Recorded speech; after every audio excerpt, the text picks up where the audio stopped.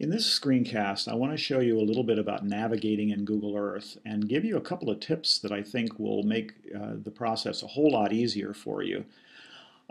If you've ever opened up Google Earth, you probably already know that grabbing the map, clicking and dragging on it will allow you to move left and right, up and down, move your position above the map.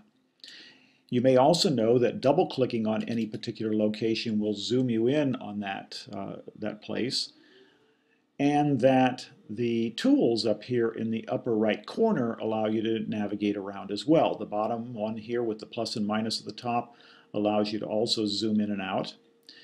The middle ring right here allows you to move around, so if I click left and right, up and down, this will move my position on here also. And actually the arrow keys on your keyboard will do the same thing. I'm using the left and right arrows to move back and forth, and the up and down arrows to move up and down.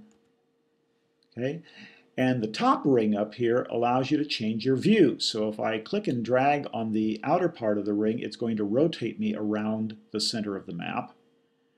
And the arrows, the up and down arrows, allow me to change the tilt. So clicking on the upper arrow tilts the view of the map, and the bottom arrow tilts it back, and left and right rotate me again. And I can use the N up here. If you notice, I'm not facing due north, but if I click the N, it will reorient me toward the north.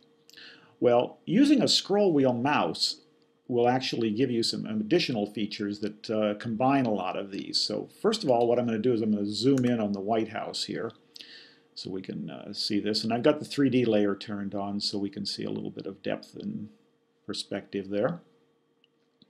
Now I've got the White House there, and I'm going to use the scroll wheel to just scroll in on the map. So I'm just using the scroll, pushing it forward, pushing it backward to scroll that. But the real magic of the scroll wheel mouse is when you click and hold on the scroll wheel itself and drag the mouse back towards you. What that does is it gives you the tilt, and then by moving it left and moving the mouse left and right, I get a rotation. So I can tilt and rotate by holding down the button on the scroll wheel, use the scroll itself to zoom in here, and I can get a perspective in here fairly quickly that really only the president gets to see when he comes in on his helicopter.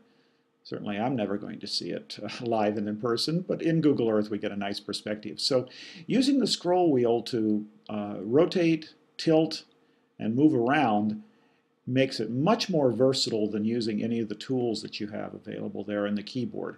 It's also a whole lot better when you're using a laptop to use a scroll wheel mouse, because you don't get those features very easily with the trackpad on there. So anyway, give those a try. It takes a little practice to get used to them, but I think you'll find that this is a much better way to navigate around Google Earth than with the controls there.